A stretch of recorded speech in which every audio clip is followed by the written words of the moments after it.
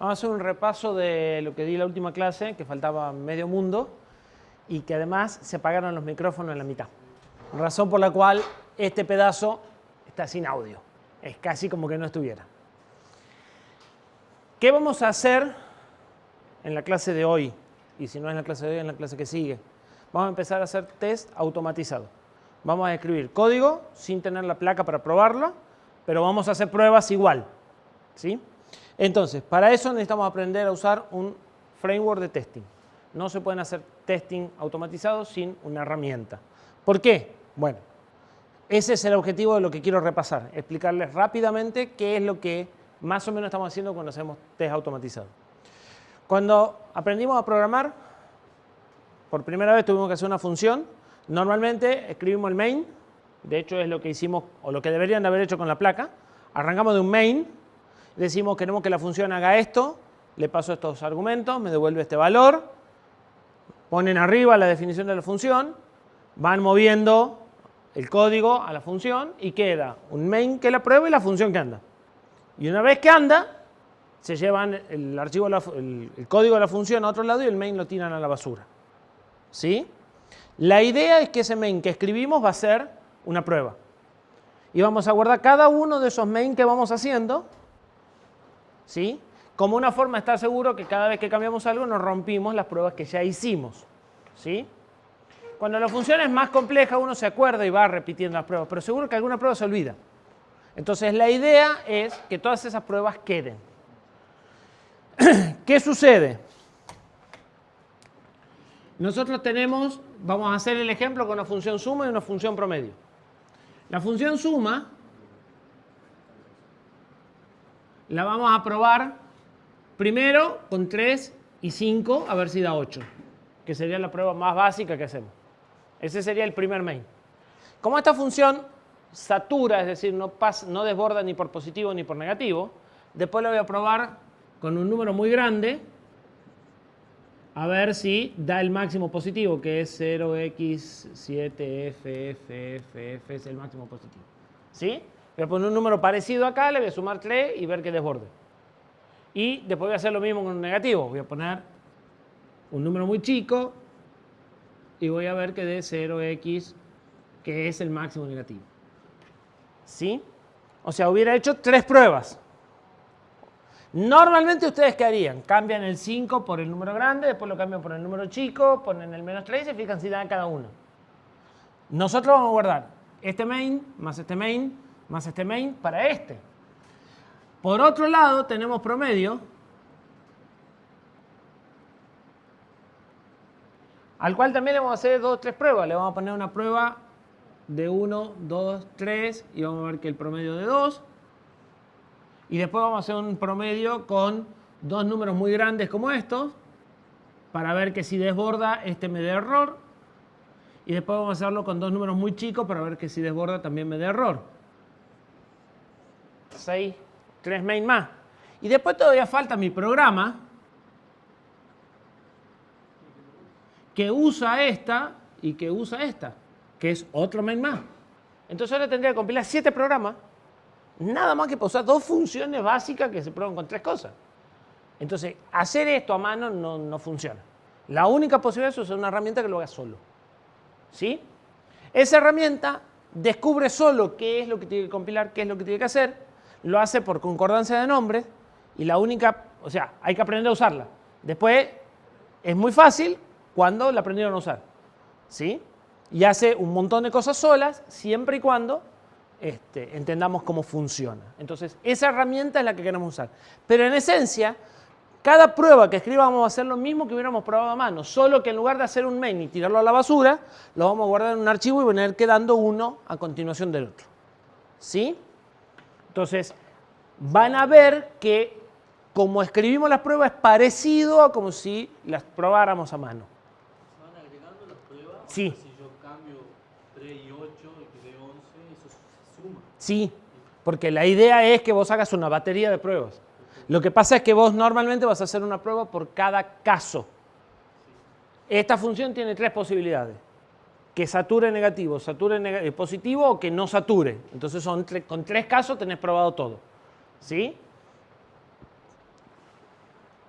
Pero vas agregando y dejas todos los casos de prueba. Entonces, la idea en esencia es guardar esas pruebas que hacíamos y esas pruebas van a pasar a ser parte de la documentación del código. ¿Sí? ¿Por qué van a ser parte de la documentación del código? Porque me dicen cómo lo probé y porque me dicen cómo se usa. Son ejemplos de uso. ¿Sí? Esos pequeños códigos te sirven a vos para entender cómo se usa la función. Entonces, por esas 2 razones van a ser parte de la documentación.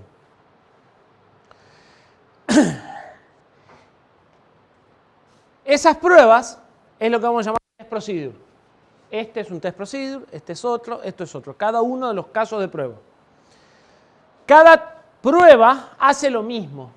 Fija valores conocidos, 2 variables con 3 y 5.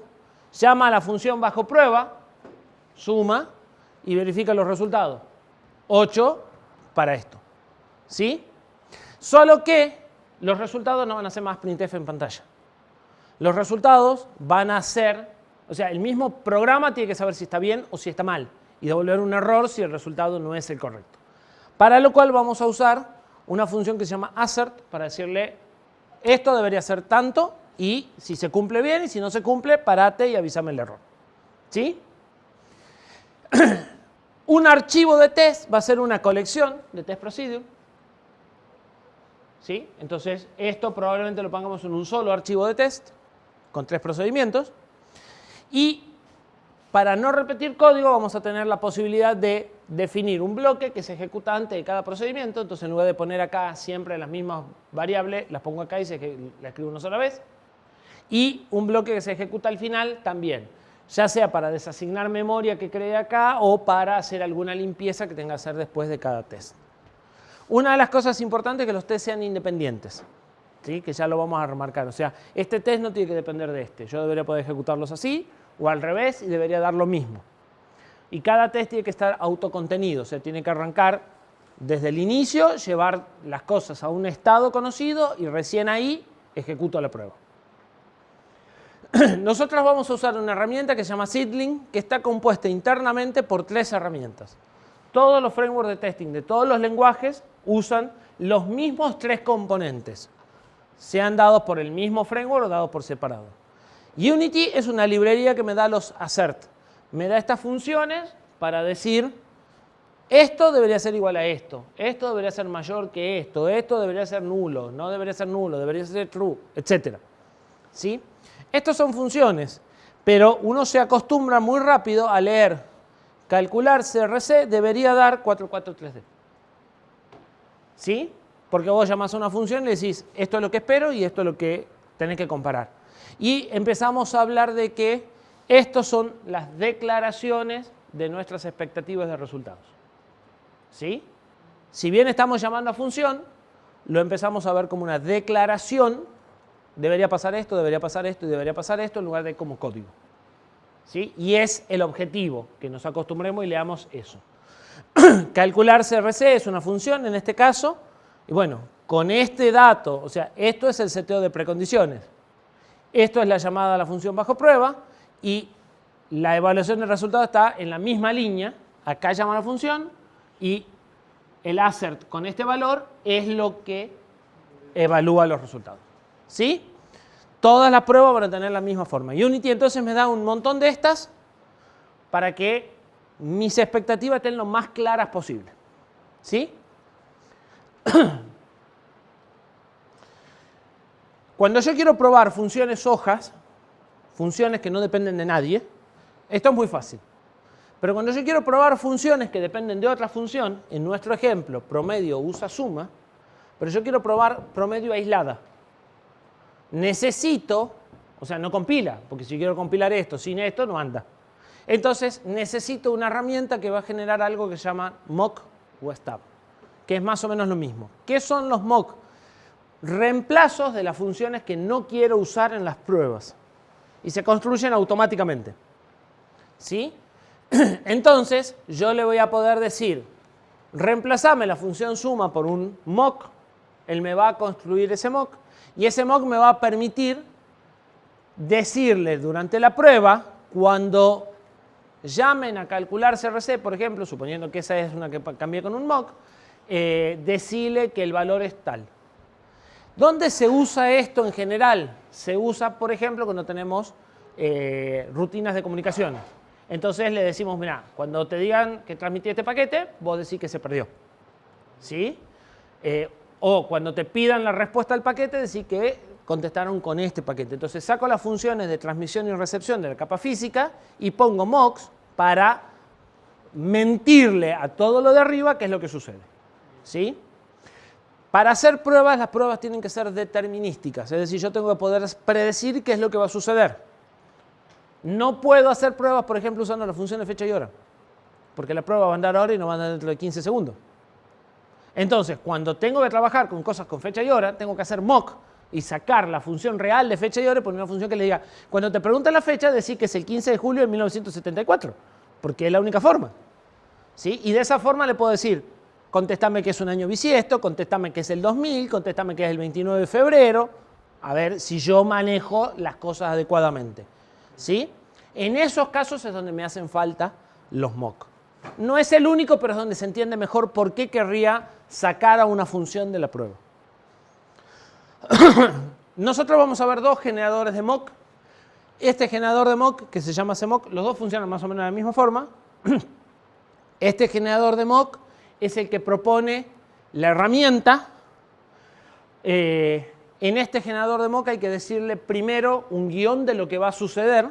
A la función de mock hay que decirle, mira, te van a llamar con tales argumentos, te van a llamar tantas veces, cada vez que te llamen, la primera vez que te llamen van a hacer estos argumentos y vos tenés que devolver esto. La segunda, te van a pasar estos argumentos y tenés que devolver esto. Hay que armar todo el guión de lo que va a suceder antes y después cuando uno llama a la función, el mock se va fijando que siga el guión. En cuanto se aparte el guión, da un error. El problema de eso es que la prueba depende de mi implementación, depende de cómo yo escribí el código. Y si yo cambio el código, tengo que cambiar el guión de prueba a veces. Y no es algo muy recomendable. Para comunicaciones es bastante cómodo, pero para otro tipo de pruebas, no. Entonces, hay alguien que hizo una herramienta alternativa que se llama FFF, Frame Function, que hace lo mismo pero de una forma distinta. Esa no da error. Cuando se aparta el guión, lo que hace es memorizar todas las veces que le llamaron con qué argumentos y uno lo puede revisar al final. Y revisa lo que le interesa y las llamadas que no le interesan no las revisa. Entonces no escribimos, directamente él nos da como Él se va acordando de lo que sucede.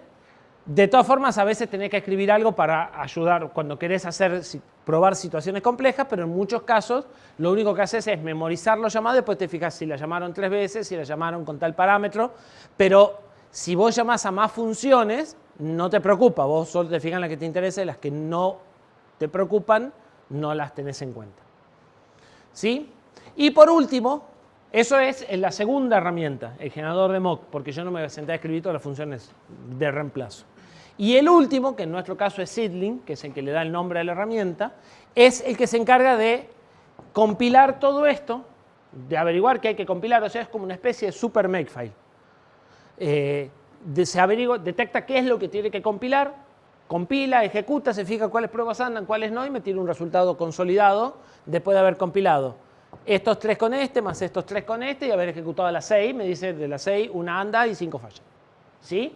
Entonces es el que los encuentra los tests con solo ponerlos con un nombre en una carpeta, los compila, los ejecuta y me da los resultados. ¿Sí? Y eventualmente genera los informes de cobertura. Para explicar esto, habíamos empezado a ver un ejemplo, que también voy a pasar así muy rápido, pero que vamos a empezar de vuelta desde cero.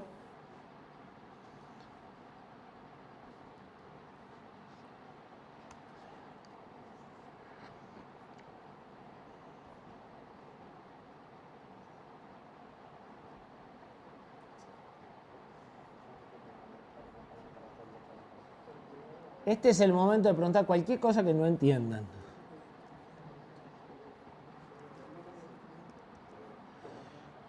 Para el ejemplo vamos a usar una función de suma saturada. Esta es la función que yo les decía recién. Siempre que hablemos de test tenemos que tener en cuenta que necesitamos especificaciones lo más formales posible. O sea, tiene que tener claro qué es lo que va a hacer la función, porque no puedo escribir una prueba para verificar que una función hace algo si no tengo claro qué es lo que hace. Parece trivial, pero no es así. ¿Sí? Y normalmente estamos acostumbrados a improvisar en el camino, pero bueno, primero vamos a tener que improvisar el comportamiento y recién después la prueba, porque no podemos escribir una prueba si no tenemos el comportamiento definido. Entonces, lo primero que hago es definir cómo va a funcionar la función. Sí. Esta función suma dos números. Si el número desborda, suma dos números con signo. Si los números desbordan, los positivos se vuelven negativos. ¿Lo tienen presente a la matemática? Bien. Esta función evita eso. Entonces, si suma dos números positivos, el resultado, en lugar de ser el correcto, se queda en el máximo positivo. Y si son dos negativos, se queda en el máximo negativo. Evita ese cambio de signo. Se usa en procesamiento digital de señales originalmente. Entonces, ¿cómo funciona? Tengo un puntero donde recibo el operando y donde voy a devolver el resultado de la suma, más el valor que quiero sumar. O sea, esta función hace acumulado igual a acumulado más operando. Y me devuelve un error level. O sea, además de devolverme acá el valor de la suma, me dice acá 0 si está todo bien, 1 si se pasó para arriba y menos 1 si se pasó para abajo. ¿Sí? El código de la función es trivial.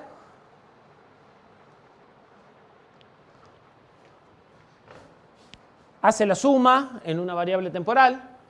Si este es positivo y la suma es negativa, quiere decir que algo no anda.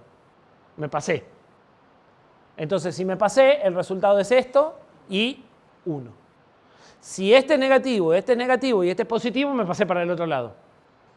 Entonces, el resultado es menos 1 y acá debería ser menos 1. Ese error está a propósito. Exactamente. Y si no, bueno, el resultado es la suma y no me pasé. ¿Está claro? ¿Cómo prueban esto? Probablemente así.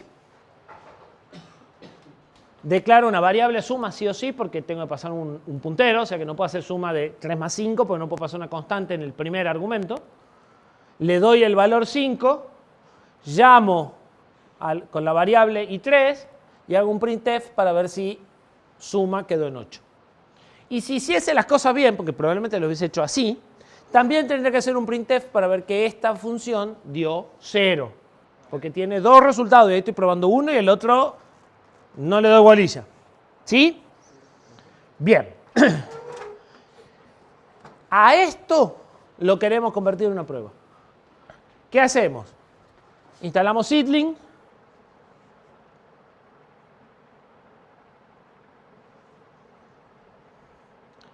Cuando instalamos Seedling aparece una carpeta que se llama test. Dentro de esa carpeta test hacemos un archivo que se llama test suma. Podría llamarse test cualquier cosa, pero sí se tiene que llamar test y tiene que estar en la carpeta test. Hacemos include de suma h, porque es la función que queremos probar, está declarada en suma h. Y hacemos include de unity porque vamos a usar los assert en lugar de los printf. Escribimos un procedimiento test cualquier cosa del tipo void void y hacemos lo mismo que siempre. Solo que cambiamos los printf por los test assert equal para decirle la función debería dar 0 y la variable debería dar 8. ¿Sí? Abrimos un terminal.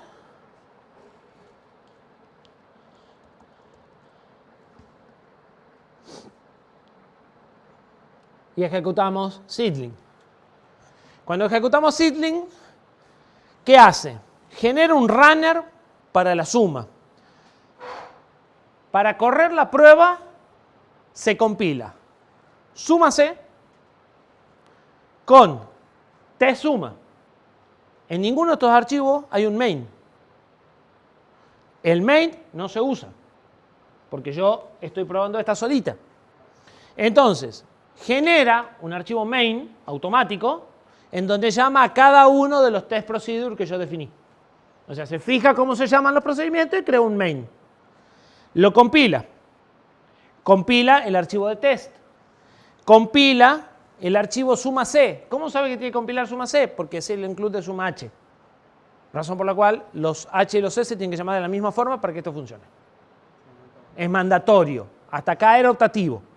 ¿Sí? Si quieren usar esta herramienta, se tiene que llamar de la misma forma. Porque él adivina qué archivo tiene que compilar en función de la cabecera. ¿Sí? Todas esas cosas son lo que les puede costar muchísimo trabajo si alguien no se las cuenta, porque es así de mágico. O sea, solo instalé Zitling, puse el archivo con el nombre correcto en la carpeta correcta y ya está. Y si me equivoqué en algo, no anda.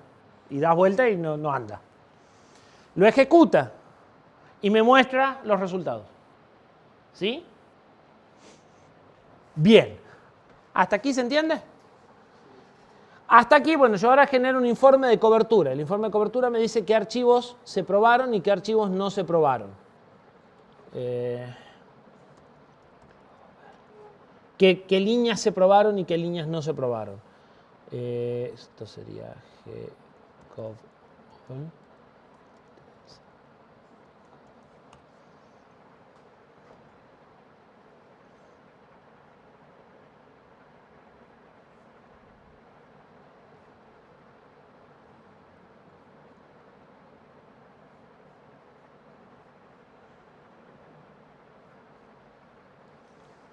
¿Es este? Sí, es este. Esto es un informe de cobertura.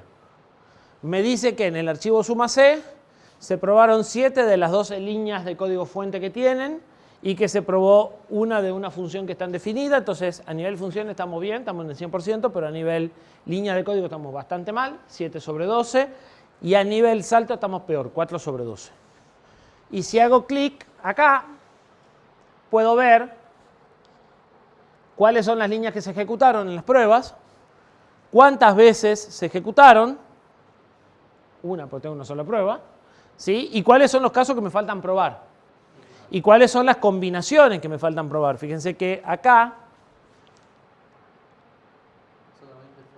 yo probé esta y esta. Esta dio true, entonces probé esta dio true y entonces probé esta. Pero acá abajo, como dio false de entrada, si despliego esto para el salto de abajo, solo tomé uno, y como no, chau, y se acabó. ¿Sí? Entonces me faltaría buscar una combinación, o sea, además de esta debería haber una prueba en donde este sea true para que pase y debería probar este con true y con false, y después este con true y con false, para llegar a combinar todas. ¿Sí? ¿Estamos de acuerdo? Bueno, ahí hay un punto muy importante. Aunque te asegures el 100% de cobertura, no quiere decir que no tengas errores. Pero es importante. O sea, el hecho de que llegues a probar hasta el 100% de todas las combinatorias no te garantiza que no tenga error. ¿Por qué? Porque te podría faltar acá una condición y, bueno, como falta, no la vas a probar. Y no te va a faltar pruebas. O sea, sí te faltan pruebas, pero el informe no te lo va a decir. ¿Se entiende? Entonces, claramente, ¿qué deberíamos de hacer? Bueno, probar estos dos casos, probar un número muy grandote y probar un número muy chico, y con eso vamos a pasar por estas líneas. No sé si vamos a llegar a todo el 100%, pero va a quedar más o menos bien probada. ¿Sí? ¿Cómo hago?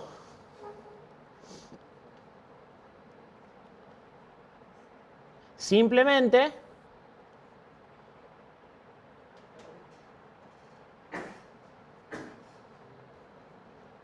agrego más procedimientos. ¿Sí? Más void test cualquier cosa, void test cualquier cosa. ¿Qué cambió? En lugar de darle el valor 5, le di 7FFFE, o sea, este está a 2 de desbordar y le sumo 3. Y este está a 2 de desbordar para el otro lado y también le sumo menos 3. Esto tiene que dar FF, si no me pasaría y daría 8000 probablemente. Y tiene que dar 1 porque desbordó por positivo. Y esta tiene que dar menos 1 porque desbordó por negativo. ¿Sí? ¿Cuál es la idea? La idea es que yo puedo escribir esto a partir de cómo dije que funcionaba la función sin ver cómo está implementada la función. O sea, yo estoy escribiendo acá lo mismo que escribí en el H. Por eso también es parte de la documentación. ¿Sí? Si corro esto, tenemos que encontrar el error que ya sabíamos que teníamos. Efectivamente, me dice que tengo 3 pruebas, que 2 pasan y que una no.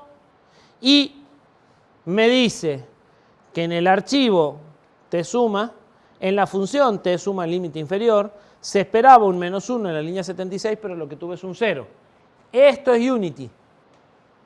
Los test assert, cuando no se cumple, me da toda la información para que yo sepa dónde está el problema y pueda ir más o menos rápido a buscar por dónde viene el drama. Si esto está bien, entonces el problema estará cuando desborda en negativo. O sea, acá. Y efectivamente ahí sabíamos que tenía que ser resultado -1. ¿Hasta ahí se entendió cómo funciona la herramienta? La herramienta es tan difícil como crear el archivo y ir poniendo ahí en lugar de los main. Nada más que eso. Y la lógica con la que escribimos los procedimientos son las mismas que usábamos en su momento, con alguna pequeña adaptación. ¿Estamos? Es crear todo, la combinación de casos de prueba, digamos. Eso es otra historia. Yo no lo doy, pero en realidad vos deberías tener a alguien que en un proyecto grande define cómo lo vas a probar. Y el cómo lo vas a probar debería incluir cosas como, cuando ensamble la primera placa, primero voy a montar la parte de la fuente de alimentación, voy a medir todas las tensiones y siempre ponerle el resto integrado para no reventar todo, porque el regulador estaba mandando más 12. O porque la pata de feedback estaba cortada y el regulador mandó como si no estuviera. Entonces, se debería de hacer un master test plan. O sea, se debería hacer una parte del proyecto, que es decir, ¿cómo lo voy a probar? ¿Cuáles van a ser las secuencias de prueba? ¿Qué herramientas necesito? Necesito un osciloscopio, un generador de señal para inyectar por acá. No solo del software, de la electrónica también. Y en esa parte del software vos tenés que decir, si yo tengo una función o voy a tener un pedazo de biblioteca que hace esto, las posibles combinatorias, los posibles casos que voy a contemplar son un alumno que no le da la nota, un alumno que no le alcanzan las materias, un alumno que está rechazado por esto, y generar los casos de prueba desde el punto de vista lógico de las decisiones que vos tomás a nivel caja negra, no a nivel implementación. O sea, yo tengo que decidir si un alumno se puede inscribir y las posibles causales de rechazo son esta. Bueno, tengo que poner un alumno con esta y después tendré que ver si vale la pena combinar o no. ¿Se entiende? Entonces vos deberías de tener una planificación de qué cosas debes cubrir con los casos de prueba antes de empezar a escribir el código, a partir de las especificaciones. Por eso es que le digo, cuando empezamos a prueba, las especificaciones pasan a tomar importancia. Si no tengo claro lo que quiero hacer, no lo puedo probar. Pero muchas veces escribimos las cosas sin tener claro lo que queremos hacer y la prueba la hacemos sobre la marcha. Por eso es que lo marco. Todos hemos estado ahí. Todos.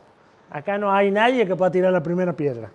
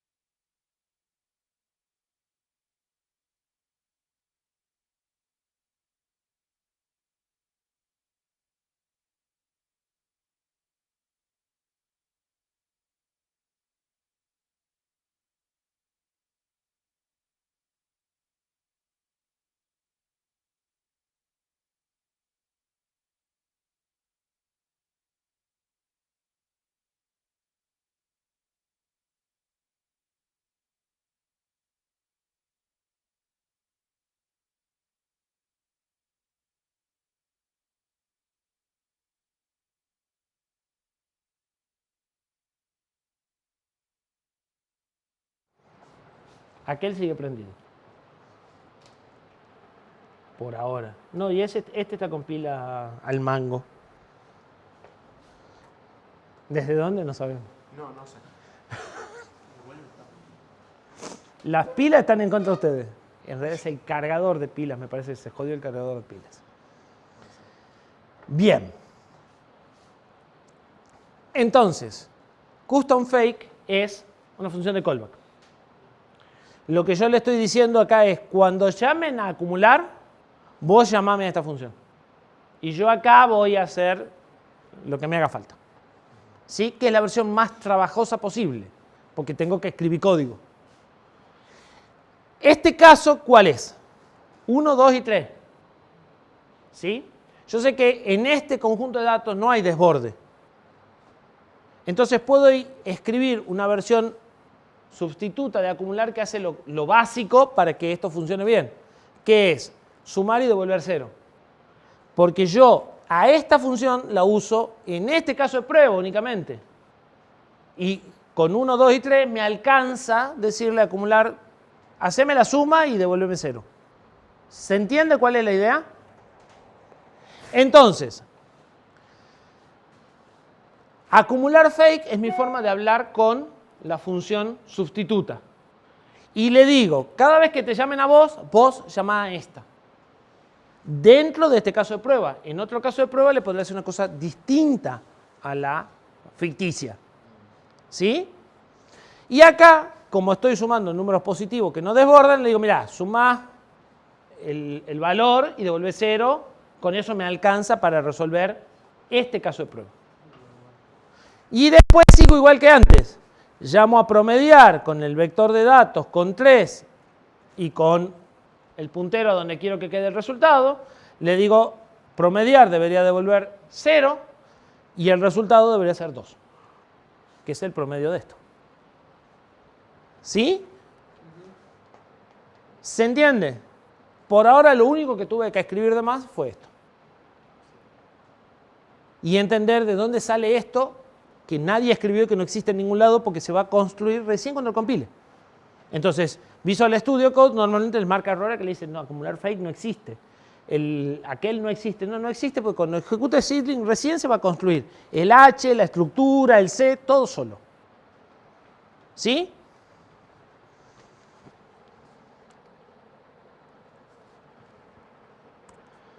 Ahora tengo, fíjense, genero un mock para suma. Dentro de la parte de build, dentro de las cosas que se descartan, porque se generó solo, no tiene sentido guardarlo, apareció el archivo mocksuma.c. Y también aparece el archivo mocksuma.h y .c. Este mocksuma es el que reemplaza a suma. ¿Sí? Genero el runner, igual que antes. Como este es otro archivo de test, necesita otro runner. Compilo el test, compilo el runner, compilo el test, compilo el mock, compilo promedio. Linkeo, ejecuto. Y hago lo mismo que en el otro test que también estaba. Y ahora tengo 4 pruebas. 3 en una y 1 en otro. ¿Sí? Las ejecuto a los 2 binarios, cuento las 4 pruebas, veo que las 4 pasan. Y me tira acá. ¿Sí? ¿Va quedando claro el rol de cada uno de los 3 componentes? No entendí por qué son 4 pruebas. Porque todavía tengo el test suma que tenía las 3 pruebas de antes. ¿Esto testea todo, digamos? Todo. A menos que vos le digas, no, yo estoy trabajando en este archivo, testeame solo este. La idea de esto es que cada vez que tocas algo, testeas todo. Y si vos no te diste cuenta que rompiste por allá, él sí se va a dar cuenta. Eso es lo que buscamos. Testear todo con ese tiempo. O sea, lo mismo que ustedes testearon una vez, ahora se testea cada vez. Todas las pruebas que vos hiciste en algún momento cuando hiciste la librería y que ya ni te las acordás, bueno, todas se vuelven a ejecutar cada vez que tocas algo. Con un esfuerzo nulo. O sea, la escribí una vez, se ejecuta N veces. Eso es lo que buscamos cuando hacemos testing automatizado unitario. Exactamente eso. No es a prueba de fallo, pero disminuye mucho las posibilidades de fallo. ¿Sí? Una duda, es el test promedio. Sí. Los resultados también no los ponemos a cero. No hace falta, de eso sería responsabilidad del promedio. Eso lo hace. Fíjate. Debería, porque me devuelve el valor ahí, porque me tiene que devolver el error level nada más, pero yo no le paso nada. Eso es una variable de salida. Las variables de salida las debería inicializar la librería. ¿Se entiende? Pero debería estar claro en la documentación. En principio, como ahí me va a poner el resultado, yo puedo pasar cualquier cosa y él tiene que escribir el resultado o dejármelo cualquier cosa. Si es que me dijo que hay error, me podrá devolver o 0 o cualquier cosa. ¿Sí? ¿Podrías volver al código, por favor? ¿Sí? ¿A cuál? Al que está ahí abajo de Santa. Al que usa el mock. Línea 67 no lo entiendo bien. La línea 67 es, yo construí una función acumular. ¿Qué es la que tiene arriba? ¿La auxiliar? No. El mock construyó una función acumular que reemplaza a la mía. Esa función acumular puede hacer muchas cosas. Para decirle qué es lo que quiero que haga, además de la función, por cada función también construye un struct que tiene ciertos campos. Uno de los campos es acumular custom fake. Fíjate que ahora ya está en verde, porque ahora, como existe el archivo mock_sumah, ya sabe que es una estructura y sabe que esto es un campo. ¿Sí? Este campo sirve para decirle a la función sustituta, cuando te llamen, vos llamá a esta. Es una de las cosas que puede hacer el mock. Ahora vamos a ver otra. Ahora le vamos a decir, cuando te llamen, devuelve -1. Claro, pero vamos a hacer acumular fake.retValue -1. Entonces le vamos a decir, cuando te llamen, devuelve -1. Directamente. No ejecuta nada. No ejecutes nada. Cuando te llamen, pero acá hace custom fake igual a auxiliar acumular. Y auxiliar acumular no debe. es una función que vos declaraste arriba. Porque custom fake es una función de callback. Si vos pones algo, ella llama a esa función. Si vos no pones nada, ella devuelve el valor que le digas en return value. ¿Sí? O sea, a ver, hay una función escrita. Y esa función toma el lugar de cualquier otra función. ¿Y esa función qué hace? Puede llamar a una función tuya o puede devolver un valor predefinido y además guarda en un array que está metido acá también cuántas veces la llamaron y con qué argumentos. Entonces, en esta estructura también te queda cuántas veces llamaron a acumular, la primera vez con qué valores, la segunda vez con qué valores, la tercera vez con qué valores. Y eso es lo que vos podrás hacer, hacerte acá y decir, acumular fake debería haber sido llamada 3 veces.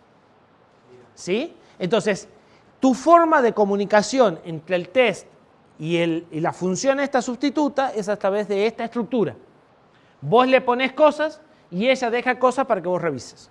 Por eso es necesario poner el H original para que sepa cómo son los argumentos. Para que sepa cuántos argumentos necesita, cuáles son los nombres, porque por cada función te crea una estructura.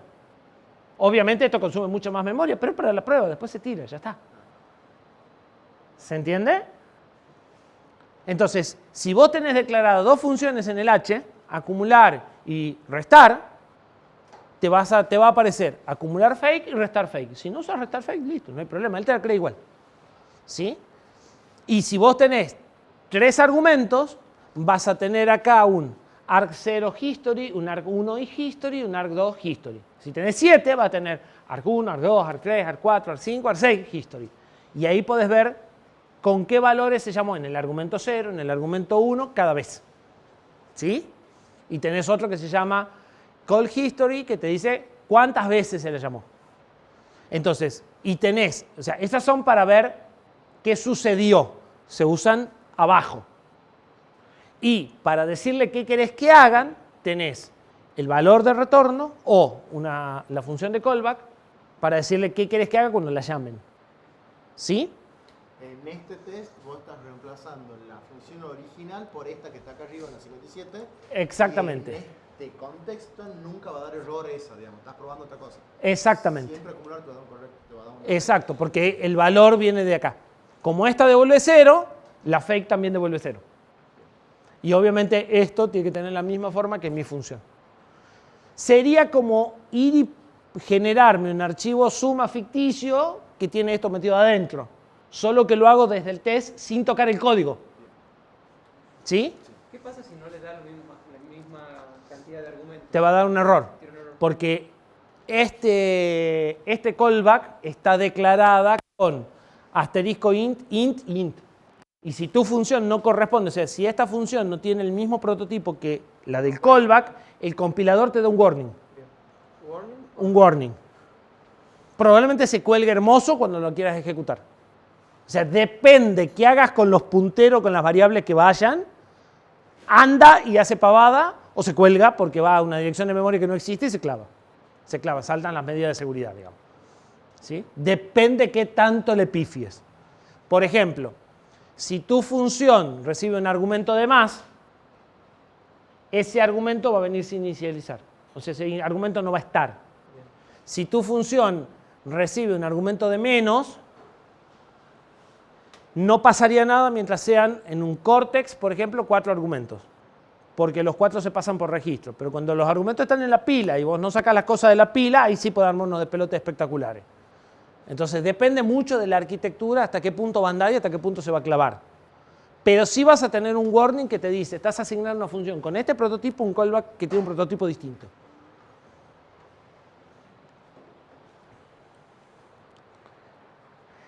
Bien, si yo hago un informe de cobertura de esto, ¿qué voy a obtener?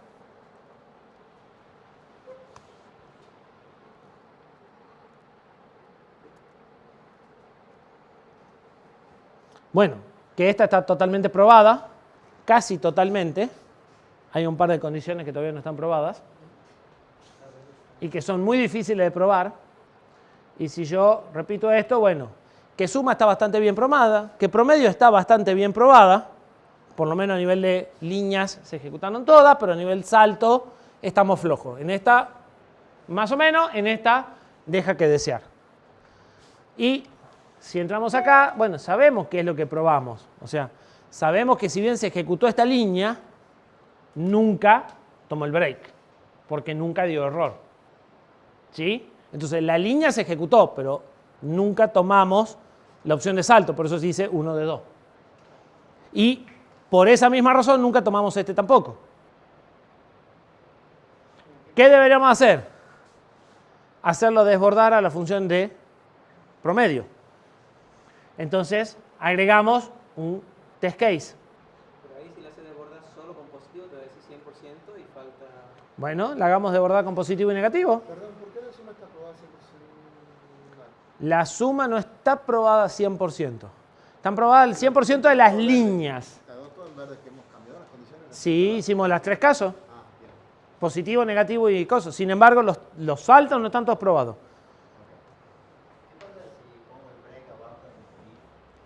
¿Cómo? Te va a faltar una línea. Porque es distinta cantidad de líneas de código fuente. Es medio relativo porque sí,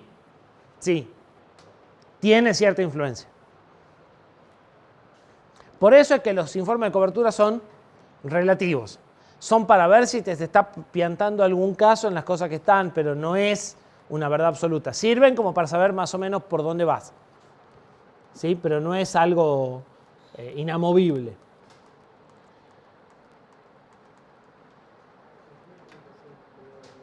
Ahora entonces agrego 2 casos de prueba.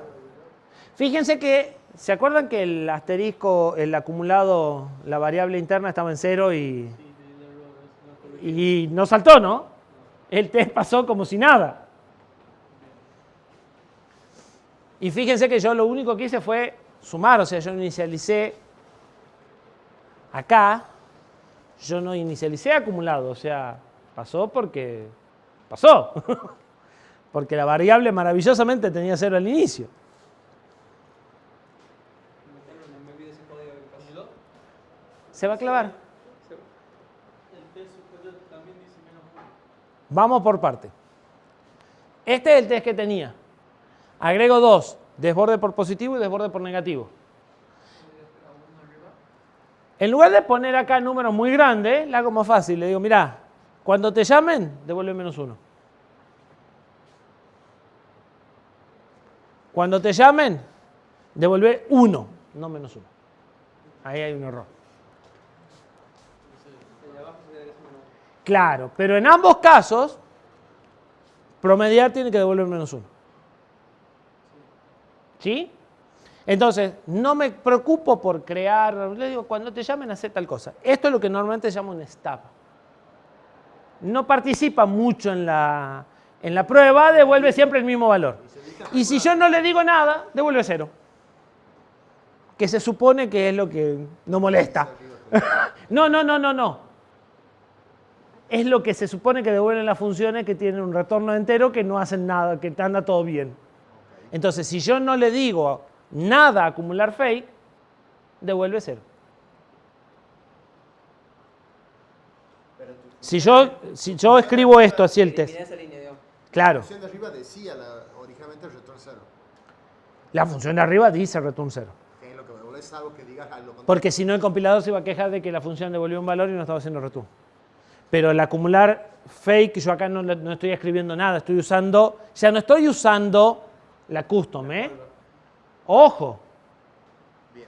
En esta no uso la custom. Si yo saco este test, también puedo sacar la función de arriba y sigue andando perfecto. Para lo cual, o sea, si yo comento esto y comento esto, no hay ningún problema. Porque en este test yo le dije devolver menos 1 constante. No necesito declarar nada. Y en este test le dije devolver 1. Por ahí tendría que haber empezado por estos, que eran más fáciles de entender. ¿Sí? Lo que pasa es que no vas a terminar de entender tampoco qué es lo que hace. Y ahora tengo 6 casos de prueba, 3 y 3, y todos pasan. ¿Se entendió cuál es la magia del generador de mock? O sea, yo escribo en el peor de los casos pedacitos de función. Es una buena pregunta. Cuando devuelve 1 en el reverse positivo debería haber devuelto 1. ¿O no? Al cambiar la función promedio, lo hago con No guardé el cambio. Estaba sin guardar el cambio en el test. Mirá. ahí está. Lo edité y no lo guardé. ¿Sí? Hacemos una pausa y vemos el otro generador de mock que es más difícil de entender. Me parece perfecto. ¿Para acá o veo otro que más difícil? Despausamos. Despausamos.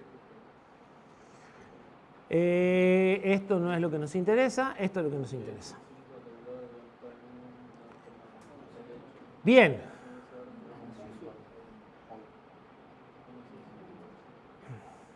Yo había dicho en la parte que no estaba grabada, o sea que la mayoría no lo escuchó, que hay distintos tipos de test. Hay test unitarios, test de módulo, test de sistema. ¿Sí? A veces los test de módulo se llaman test de integración también, y a veces los test de sistema también se llaman test de integración. El test unitario prueba una librería, prueba un archivo C o una clase aislada, sola. El test de módulo prueba varios archivos o varias clases que trabajan en conjunto, separadas del resto de los módulos. Y el test de sistema prueba todo junto. Obviamente se hacen distintos tipos de pruebas, porque si quiero probar todo junto y algo no anda, es de loco encontrar dónde no anda. Y si hago solo test unitario, no necesariamente cuando acoplo las cosas, todos nos habíamos entendido y todo anda fantástico. No sucede. ¿Sí? Entonces necesito distintas clases de pruebas. Por las condiciones en las que se hacen las herramientas que hacen test unitario, también hacen test de módulo. ¿Por qué? Porque cuando ustedes prueban un módulo, usan varios archivos y reemplazan las dependencias por mock, igual que cuando hacen los test unitarios.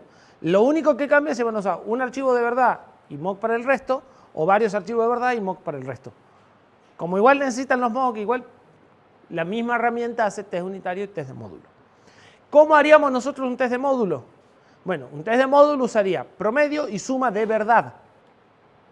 ¿Sí? No usaría un mock de suma. Simplemente creo un archivo, test, operaciones.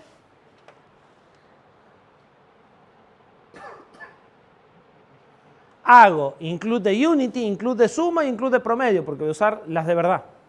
No va mock. Defino el vector, llamo promedio, digo, bueno, el promedio tiene que dar 0. El promedio tiene que dar 3 y no tiene que desbordar. Y podría poner, ahora sí, como no estoy usando un mock, si quisiera que desborde, tendría que poner números grandes acá para poder hacer que desborde. ¿Sí? En este caso, lo más probable que ustedes digan, y lo lógico hubiera sido hacer un test unitario de suma y directamente este test que usa suma, si total suma ya sé que anda. Y es correcto. ¿Sí? Solo usamos el mock para entender cómo funcionan los mock. Pero lo vamos a usar únicamente cuando nos haga falta.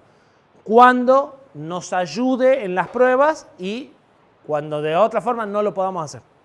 ¿Sí? Normalmente, cuando aparezca hardware, vamos a usar mock. Porque no estamos probando dependiendo de hardware. Entonces, de todas las funciones de HAL, vamos a hacer mock. Y de esa forma lo decía, hacé de cuenta que apreté una tecla, fíjate si se prendió el LED, hacé de cuenta que transmitieron esto, fíjate que si recibiste esto, ¿sí? Y voy a poder probar sin el hardware. Si hicimos una HAL bien hecha, va a ser bastante fácil. ¿Se entiende? ¿A dónde apuntamos? Perfecto. Vamos a ver el otro generador de mock.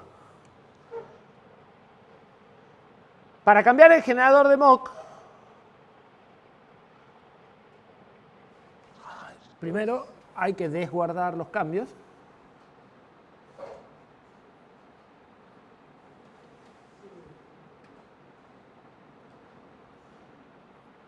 Yo cambio una configuración en Seedling. Este archivo project.yml es la configuración de Seedling. Cuando ustedes generan un archivo, o sea, cuando ustedes le dicen a Seedling que quieren manejar un proyecto con Seedling, él crea este archivo. Y ahí está toda la configuración. Entre otras cosas está, más arriba, más abajo, ¿dónde está? No, debería estar ahí, pero no está. O sea, está 1. Los archivos de test empiezan con la palabra test. Quieren que empiecen con prueba, cambien acá, pongan prueba, creen la carpeta prueba, los archivos prueba, los procedimientos prueba y listo. ¿Sí? También está más abajo el de mock, o sea, cómo quieren que se reconozcan los mock. O sea, ustedes pueden configurar cuáles son esas palabritas reservadas. ¿Sí? Una de las cosas que está es cómo quieren generar los mock. Este programa, Seedling, soporta plugins. Entonces ustedes pueden reemplazar un componente por un componente tercero. Yo tenía habilitado un plugin que era FFF y ahora lo apagué, entonces va a empezar a usar el generador de mocks de él. El test, que no es este, checkout.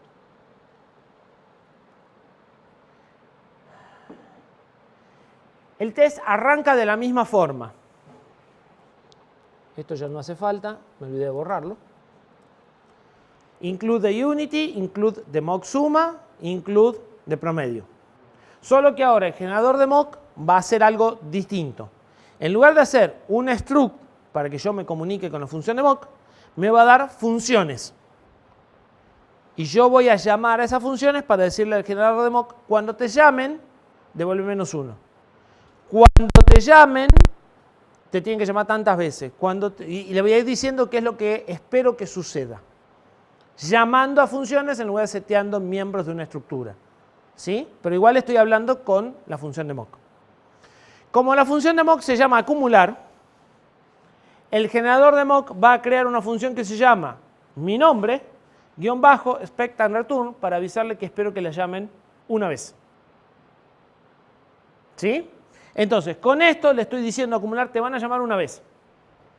Como mi lazo pasa suma 0 con 1, 1 con 2 y 2 con 3, la van a llamar 3 veces. 1, 2, 3. ¿Sí? Cada una de estas llamadas a la función le dice te van a llamar una vez. Como yo espero 3 llamadas, tengo que hacer 3 llamadas. Como mi función tiene resultados, esta se llama expect and return. O sea, esperás una llamada y tenés que devolver en esa llamada tal cosa. Si no tuviese resultado, se llamaría solamente expect.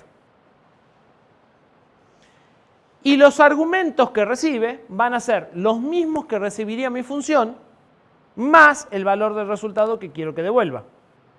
Entonces, como mi función tiene 2 argumentos y devuelve un entero, esta tiene 3 argumentos. Los mismos 2 primeros que tiene mi función, más el valor que tiene que devolver en ese llamado. Entonces, en el primer llamado te van a llamar Con este argumento, claro, el puntero tiene que estar apuntando acá, este tiene que valer 1 y vos tenés que devolver 0. ¿Sí? La segunda vez te van a llamar con un puntero que apunta al valor 2, con un segundo valor que es una constante 2, y ves que está mucho más acoplado, tenés que ver el código para saber qué va a pasar. Y cuando te llaman, Pero cuando estás a nivel comunicaciones, vos decís, te van a pedir que transmitas esta trama, decirle que llegó. Te van a pedir la respuesta, decirle que es esta trama. Te van a pedir que transmita esta trama, decirle que se perdió. Te van a volver a pedir que transmita la trama, decirle que se perdió. ¿Me entendés? Porque vos tenés que armar el guión de lo que va a suceder antes de empezar la prueba. Entonces, para comunicaciones está bueno, porque vos sabés cuál es la secuencia. Para esto es una porquería, digamos. Es mejor el otro. verifica que el primer Todo verifica. argumento sea el primero, o sea, la posición Es la definición de una botona. En cuanto un argumento no coincide con lo que vos le pasaste, se queja. La pregunta, ¿verifica el valor o verifica que esté apuntando a la posición? Verifica el 0? valor de lo apuntado. ¿Y verifica lo apuntado también o no? No, porque lo apuntado es una variable cualquiera. Lo que verifica es que esto apunta a un valor 0. O sea, que el puntero, el valor del puntero, o sea, como esto es un puntero que apunta a 0, entonces el puntero con el que le llaman también tiene que apuntar a 0. No tiene que apuntar a la misma variable, sí tiene que tener el mismo valor. Después, de todas formas, hay modificadores para eso. Por ejemplo, le podés decir, como es un puntero que yo mando, pero que vos inicializás, por ejemplo, cuando abro un archivo, no me interesa el valor con el que va el puntero, no le des bola al valor del puntero. Entonces, ahí aparecen estas. ¿Por qué? Esta función devuelve 2 valores. Este es 1, pero además tiene que cambiar el contenido del puntero. El puntero va con 0 y tiene que volver con 1. Antes yo lo hacía con la suma, era fácil. Pero acá, ahora tengo que decir, che, además, al puntero, modificarle el valor. Al contenido del puntero. Entonces, esta es un modificador de esta llamada. Le dice, escúchame, además, en la función acumular, necesito que modifiques el puntero acumulado, este es el nombre de mi argumento, y dale este valor. Esta siempre va después de la llamada. Primero declara la llamada y después la modifica. Además, podrás decirle, además, en acumular, ignora el puntero acumulado. O ignora el argumento acumulado. No me interesa que ese no quiero que lo modifiques, lo veas. Y en esta llamada lo ignora, en la próxima no. ¿Sí? Entonces, ¿qué tengo? Una colección de funciones donde los nombres son lo que quiero que haga, combinado con el nombre de mi función, combinado con el nombre de mi argumento, que se construyen sola. Entonces tengo que agarrar el manual y decir, bueno, si quiero ignorar un argumento, se va a llamar ignorear. Y acaba tu función y acaba tu argumento. Entonces podés construir la función a ojo, digamos, porque esa es la idea. Entonces, preparás lo que va a ocurrir en cada llamada y una vez que le pasaste todo el guión, llamas a la función bajo prueba. La función de prueba empieza a llamar a la función acumular. La función acumular dice, me llamaron, sí, perfecto. ¿El primer argumento apunta a 0? Sí, bien. ¿Viene un 1? Sí. Bueno, entonces cambiamos el puntero de 0 por 1 y devolvemos 0. Me volvieron a llamar. Si la llaman una vez de más, chilla. Si la llaman una vez de menos, chilla. Si pasa un parámetro que no es, chilla. ¿Sí? Por todo eso, el test se para acá. Y el mock te dice, me llamaron con este argumento en esta vuelta, pero me tendría que haber llamado con este otro. Y es el mock el que, usando Unity, te dice qué es lo que se corrió del guión. ¿Se entiende? Lo que tengo acá son los datos y lo que tengo acá son los subtotales. Yo hago 0 con 1 y da 1, 1 con 2 y da 3, 3 con 3 y da 6. O sea, en lugar de hacer todas las cosas, hice un vector de subtotales. ¿Sí?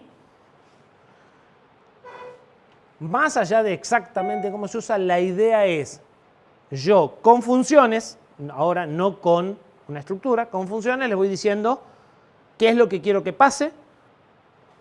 Esas funciones construyen solas, tengo que leer la documentación para entender un poco más cómo funciona, y armo un guión. Y después largo la prueba y el programa se tiene que apegar al guión. El problema es que ese guión depende de cómo esté hecho el lazo, por ejemplo, y si yo en lugar de hacer 0 con 1 y 1 con 2, digo, no, hagamos una cosa, a la función promedio le demos, en lugar de acumulado igual a 0, le pongamos acumulado igual a el primer elemento y hago el lazo hasta n-1 para ahorrarme una suma, el test me cambia. Ese es el problema de ese mock. ¿Sí?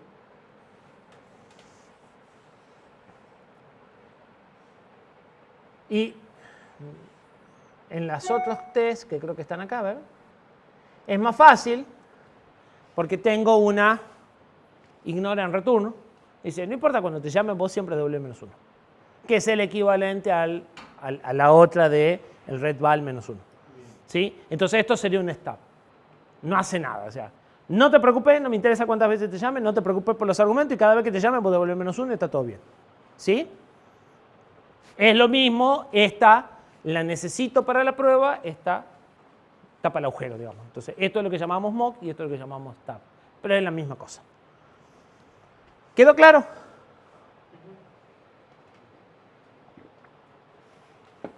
Bien.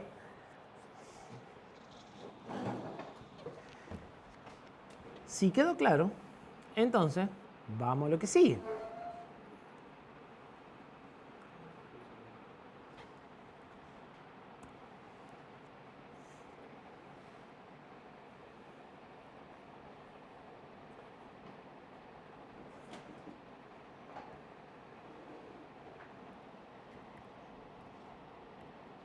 Bien. Entonces, ¿qué es lo que vimos?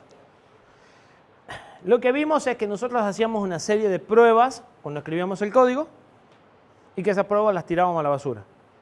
Y encontramos una herramienta que nos permite guardar todas esas pruebas y poder repetir todas esas pruebas cada vez que hacemos algún cambio para ver que lo que andaba no lo rompimos. ¿Estamos de acuerdo? Y nos quedó claro que para poder escribir esas pruebas tenemos que tener claro el comportamiento, porque las pruebas dinámicas, que son las que estamos viendo, servían para verificar los requisitos, o sea, servían para ver que la función hace lo que tiene que hacer. Y para eso tenemos que tener claro qué es lo que tiene que hacer. ¿Estamos de acuerdo? Y ahora yo pregunto, ¿y si las pruebas sirven para ver que la función hace lo que debe hacer? Y nosotros deberemos hacer siempre lo que debe hacer, o sea, debemos tener claro los requisitos primero, y recién escribir la función. ¿Por qué no escribimos primero la prueba? Y en lugar de escribir la función y la prueba, de los requisitos de la función tiene que devolver -1, escribo la prueba y recién cuando tengo la prueba escrita, escribo el código. Sí o sí tiene que pasar la prueba. Si pasa la prueba, hace lo que tiene que hacer. ¿Estamos de acuerdo? ¿Sí o no? ¿Qué? Lo aprendiste. Eso quiere decir que vos podés desarrollar un proyecto, entonces no lo aprendiste. Sé la idea. Es lo único que Sé lo que hay que hacer. sé lo que hay que hacer. Me aprendí esa frase que acaba de decir. Sí, sí. Bien. Esa metodología de desarrollo, o sea, dejamos testing, dejamos prueba y nos fuimos de vuelta a desarrollo. Pero vamos a usar las pruebas intensivamente. ¿Sí? Y no vamos a poder aplicar esta metodología de desarrollo si no entendemos cómo funciona una herramienta de prueba. ¿Sí? Porque vamos a cambiar el debugger por las pruebas. Entonces, tenemos que saber cómo funciona una herramienta de prueba. Por eso hicimos primero la otra parte. Esa metodología de desarrollo se llama TDD, Test Driven Development, desarrollo guiado por pruebas.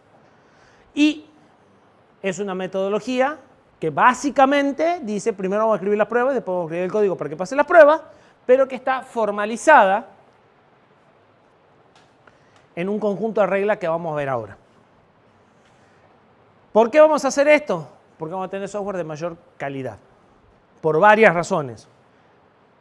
Primero, porque hay menos posibilidades de introducir errores, porque como las pruebas se repiten, hay menos posibilidades de introducir errores.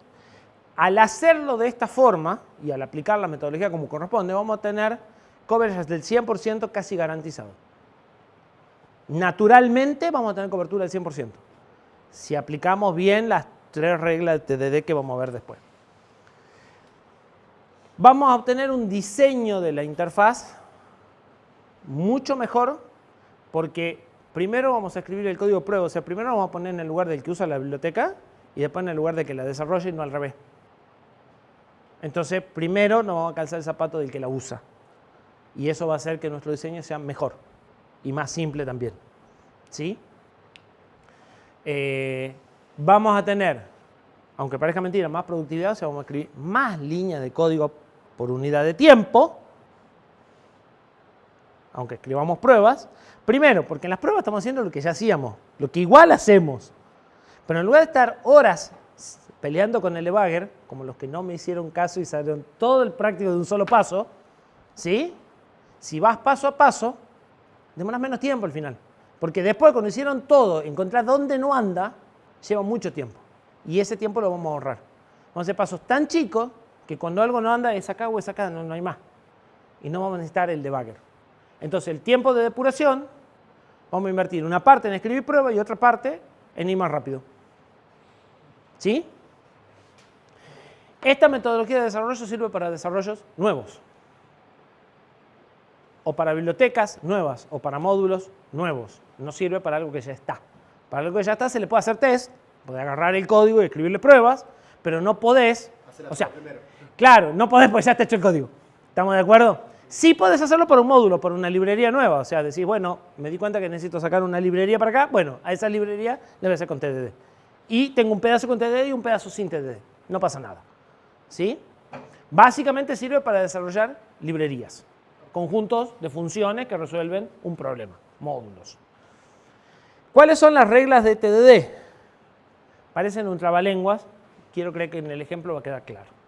La primera regla dice que no se puede escribir código de producción a menos que sea para resolver una prueba unitaria que no está andando. Código de producción es suma, promedio. Es el código que yo quiero escribir y usar. Eso se llama código de producción. ¿Sí? No puedo escribir código de producción si no tengo un test unitario que está fallando. No voy a escribir más que un test unitario que falle por vez. Y si no compila, listo, falla, es lo mismo. O sea, puede ser que el test unitario no compile o que compile y no dé el resultado. Es un test que falla, es lo mismo. Me da igual. ¿Sí? Y la última, que parece un trabalengua de la primera, dice que no voy a escribir más código de producción que el estrictamente necesario para resolver mi problema actual en el test unitario que falla. O sea, voy a trabajar reglamento o versión empleado público. Lo mínimo indispensable para resolver mi problema actual. Eso es clave para que terminen con coverage del 100% de testing. ¿Sí? Entonces, para aplicar TDD tenemos que tener claro los requisitos, tenemos que tener claro qué tiene que hacer la biblioteca que queremos desarrollar. Sí o sí. Nosotros vamos a desarrollar una biblioteca para manejar toda la problemática de la hora en el reloj. ¿Qué es la problemática de la hora? Bueno, todo lo que no tenga que ver con el hardware, porque la capa de hardware ya la tenemos. ¿Sí? Nuestra HAL ya está andando. Entonces, Y de eso no voy a hacer testing. ¿Se podrá hacer testing? Sí, es muy laborioso. Tengo que hacer mock de todos los registros de entrada y salida de los dispositivos. No, gracias. ¿Sí? Mientras no haga cohetes espaciales, no, gracias.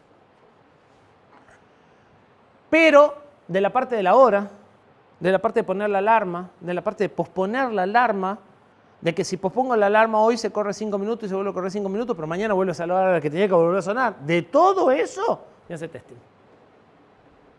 De ponerlo en hora, de que de las 59 pasa a las 00 y que de las 23:59 pasa a las 00 y todo eso. ¿Sí? Entonces, ¿qué voy a hacer? Voy a elegir de algunos de los requisitos que pusimos del reloj cuáles son los que a mí me importan para mi biblioteca. Yo voy a gestionar la hora y la alarma, básicamente. Entonces, tengo que poder gestionar la hora actual en modo de 24 horas con precisión de segundos a partir de un pulso de reloj periódico configurable. Es decir, si la interrupción va a ser 10 veces por segundo, 1000 veces por segundo, 200 veces por segundo, es algo que yo quiero gestionar desde afuera. No quiero que la librería quede atada a solo funcionar con un reloj de 100 veces por segundo. Pero yo la voy a llamar 100 veces por segundo y ella tiene que saber que pasó un segundo. ¿Sí? ¿Se entiende? Igual que llamaba a la de refresco. ¿Estamos de acuerdo? Bien. Tiene que saber que la hora es inválida hasta que alguien le haga un setting. Entonces, cuando la librería arranca, la hora no está configurada. Y cuando la pongan en hora por primera vez, recién queda configurada. Tengo que poder configurar la alarma con precisión de horas y minutos, a pesar de que llevo la hora con segundos.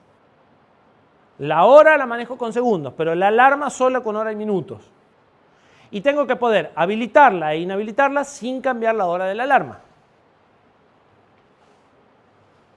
Tengo que posponer la alarma una cantidad de minutos arbitraria. Quiero que el que use la biblioteca diga si cada vez que aprieto el botón se va a posponer 5, 10, 8, 7 minutos. No sé. No lo quiero meter dentro de la librería, quiero que sea un parámetro. ¿Sí? Las horas las vamos a manejar en formato BCD sin compactar. ¿Por qué? Para que sea fácil mandarlas a la librería. ¿Sí? A nuestra HAL. ¿Está claro lo que tiene que hacer? Pero. Ah, sí. Pero está claro, digamos. O sea, manejamos la hora de la alarma. Básicamente, cada vez que llaman al incremento, voy contando y voy incrementando los segundos, después voy incrementando los minutos, voy incrementando la hora. ¿Sí? Me tengo que fijar si la hora de la alarma coincide con la hora actual para decirle que sonó la alarma. Tengo que fijarme además si está habilitado o no la alarma. Si está posponiendo, la tengo que correrla y volver a fijarme cuando coincida. O sea, más o menos tenemos una idea de lo que queremos hacer. ¿Sí? Bien. Lo primero que debemos hacer es pensar casos de prueba para validar estas cosas. Por ejemplo, configuro la librería, pido la hora actual, y la hora actual es inválida. Porque es lo que me dicen, que cuando arranca inválida. ¿Sí? Entonces yo llamo a la función que configura la librería, llamo a la función que me dice cuál es la hora actual, o le pregunto si la hora actual es válida, me tiene que decir que es inválida. Porque dice eso. Después, ¿qué hago? Lo mismo, pero primero lo pongo en hora. Le digo, son las 12:05. ¿Ahora la hora es válida? Sí. ¿Y son las 12:05? Sí. ¿Me siguen? Voy armando guiones de prueba. Pruebo 2 números positivos, pruebo 2 números positivos muy grandes, pruebo 2 números negativos. Voy armando guiones de prueba. ¿Qué otra prueba hago? Arranco la librería, la pongo en hora, le mando X ticks. No sé, decidimos que nosotros para probar vamos a usar 10 pulsos por segundo. Le mando 10 pulsos, tiene que haber avanzado un segundo. Entonces pido la hora actual y tiene que ser con 1. Le mando 10 por 60, tiene que haber avanzado un minuto. Le mando, lo pongo y 59, lo pongo y 9, le mando 10 y tiene que haber avanzado y 10. Porque como es BCD no es trivial el avance. Lo pongo y 59, mando y me fijo que tiene que avanzado 1 hora y 00. Y así hasta que estoy seguro de que anda todo. Las 23:59, ¿sí? Lo voy poniendo en horas conocidas, hago avanzar el reloj tantas veces y me fijo si la hora quedó o no tiene que quedar. ¿Sí? Ahora, según las reglas, Estoy pensando pruebas. ok, Y lo primero que tengo que hacer es una lista de pruebas. O sea, todo esto lo debería de anotar. De hecho, lo tengo anotado. ¿Sí? Entonces, cuando arranca el reloj, tiene que estar en 00 y con la hora inválida. Esto es lo que yo voy a probar, o sea, mi concepto de cómo se hace la prueba. No la escribí a la prueba, solamente me hago un... O sea, cuando se hace desarrollo de software se supone que uno tiene que hacer análisis, diseño y desarrollo. Estoy haciendo análisis. Estoy pensando los requisitos y decir, ¿cómo probaría esto?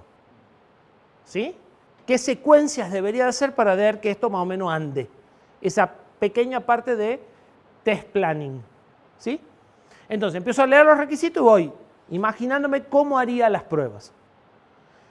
Y las voy anotando, porque después me las voy a olvidar. Porque después cuando empiece a escribir se me va a piantar alguna. Entonces la anoto o en un archivo de texto o la anoto en un papel. Pero las anoto, es muy importante que las anote. Ya van a ver por qué. Ya van a ver que cuando empecemos a escribir la prueba, cuando terminemos la segunda prueba ya nos van a acordar qué pruebas íbamos a hacer y si no tenemos esto de recordatorio, tenemos un problema. Yo a esto lo voy a escribir en el mismo archivo de test como un comentario arriba.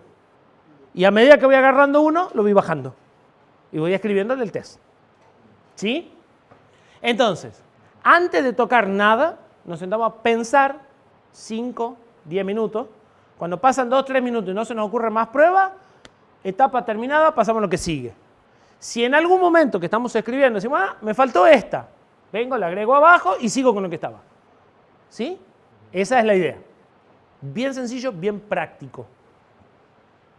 Entonces, si yo inicializo la librería, bueno, tiene que estar en 00 y me tiene que decir además que esa hora es inválida para que yo después maneje el tema del parpadeo.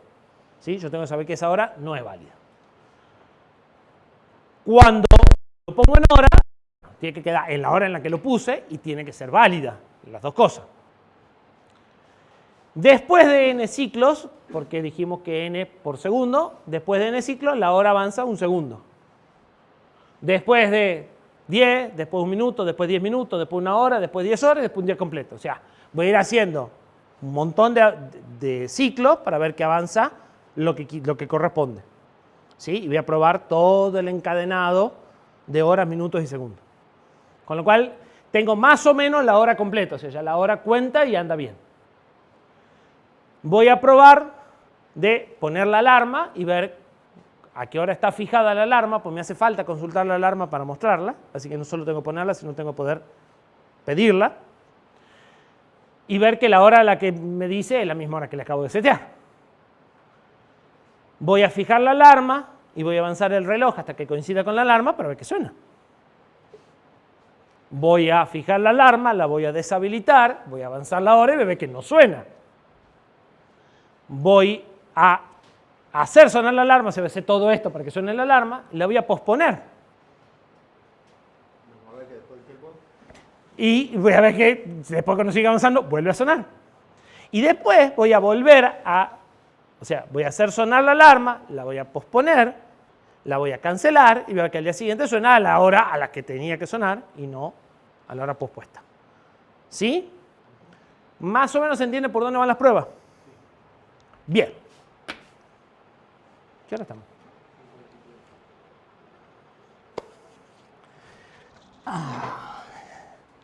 ¿Están todos con la máquina para escribir? ¡Ay! Vamos a hacer solo los 3 primeros pasos, que es hacer andar seedling.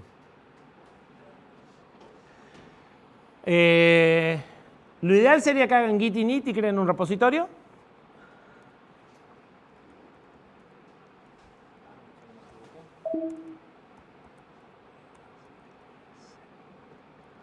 ¿Esto qué es? Como el TP6, no sé, TP7, ya perdí la cuenta. Sí, es el 6. 6, bueno, git init TP6. Primer comando para crear un repositorio. En la misma carpeta, o sea, sin entrar en TP6, seedling, new y el nombre de la carpeta. ¿Cómo sabemos que tenemos instalado Seedling? Es muy simple. Si hace eso, está instalado. Si no está instalado, te va a decir seedling comando no encontrado. La máquina virtual que nos ha pasado. Está seedling instalado.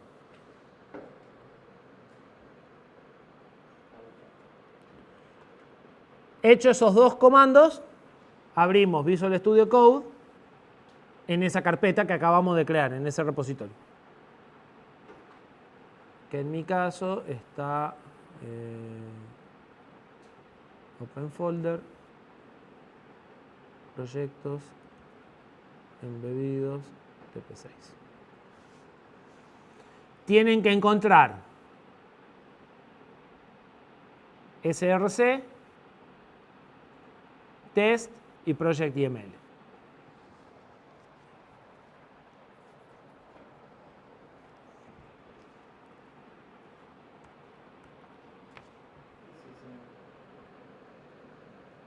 Va a quedar grabado, pero para la clase que viene les recomiendo todos que traigan la máquina con estos dos pasos, con estos tres pasos que vamos a grabar ahora hechos, porque a partir de ahí vamos a empezar a escribir código, prueba y hacerlo de verdad.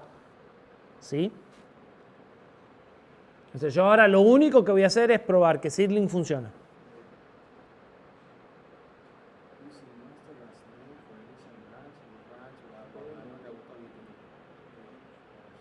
Git, init y el nombre. Sí. Y da un montón de cosas de ayuda, pero bueno. No, CDTP6 no. Desde afuera, desde el mismo lugar donde hiciste git init, hace seedling new. Y el mismo nombre.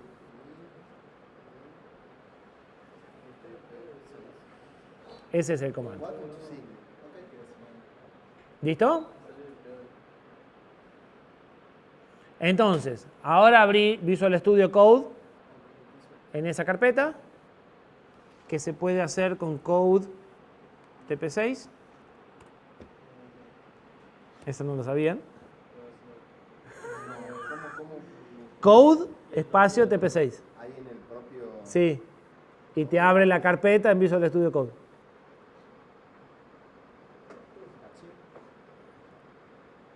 Y no es la única cosa que no sabían. Esto tampoco saben, mirá.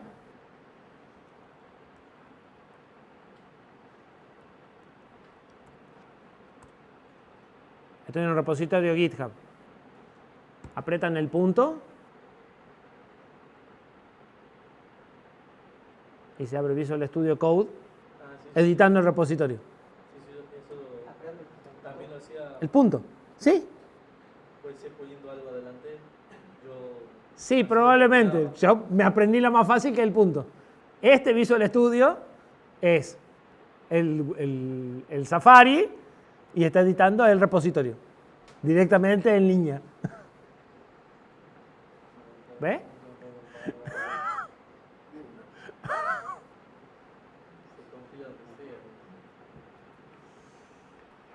Bien. Abierto en el coso y no tengo eso. Listo. Entonces ahora dentro de test vamos a hacer... Tengo test barra support. Correcto. Guarda. Hagan clic con el botón derecho con la flecha en test, porque si lo hacen en support van a crear el archivo dentro de support y no va a andar. Entonces, ahí, botón derecho, new file.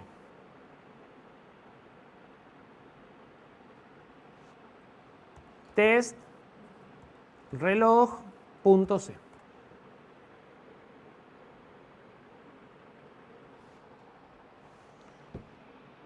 Si se fijan, support tiene adentro a git keep y de hermano a test reloj.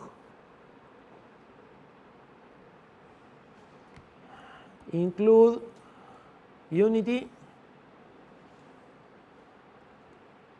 .h void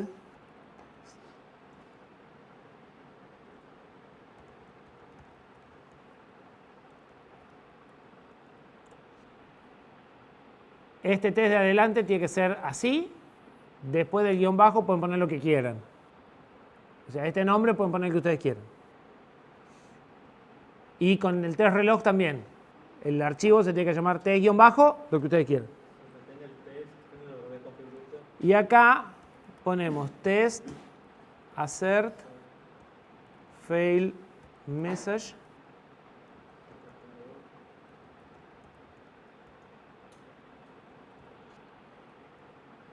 Este es una que siempre falla y que les permite mostrar una cadena de texto.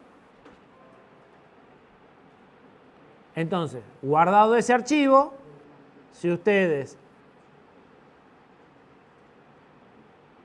ejecutan seedling dentro de TP6, ya no afuera, seedling, tiene que encontrar una prueba y debería de andar, cosa que no están dentro.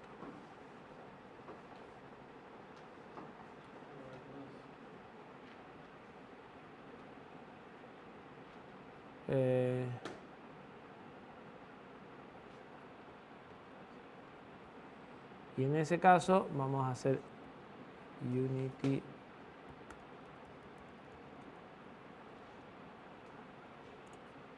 vamos a buscar bien cómo se escribe la función.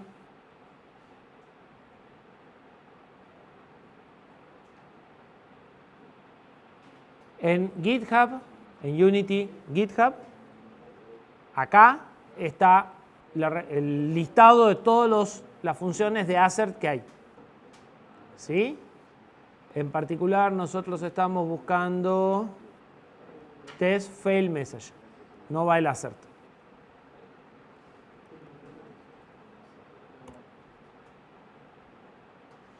Y ahora sí falla como queríamos y no como fallaba recién. Solamente seedling.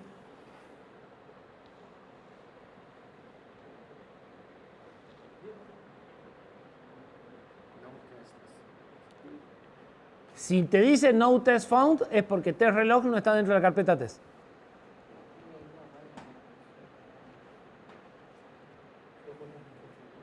Lo que tengo subrayado es unity.h. No importa, eso sí, mira, acá también está. No sabe dónde está Unity. ¿Qué te dice seedling cuando ejecuta? Sí, ya lo corro. No test.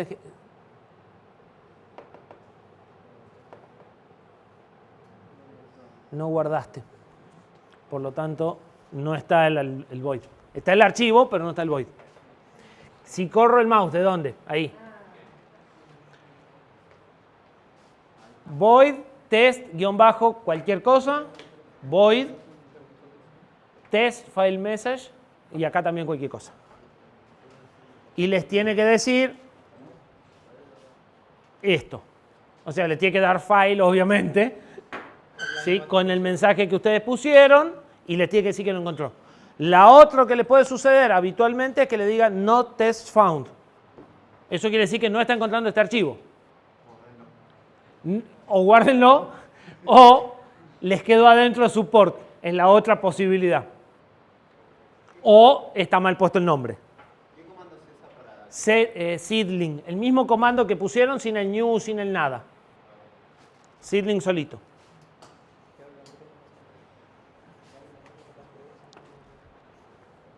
Suyo. No lo usamos al final a ese porque con uno de los míos y los dos de los profes anduvimos porque había nada más que 5 personas. Ahí me pasaron los archivos, después mañana te muestro los resultados. Mañana o pasado te muestro los resultados.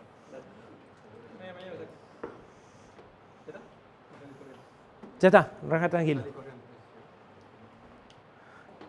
Mi recomendación es que para el miércoles todos traigan su máquina en eso. O si no llegaron ahí por alguna razón, primero que nada veamos eso. Porque a partir de ahí vamos a escribir código juntos. ¿Sí? Están desocupados por hoy. Pueden ir en paz.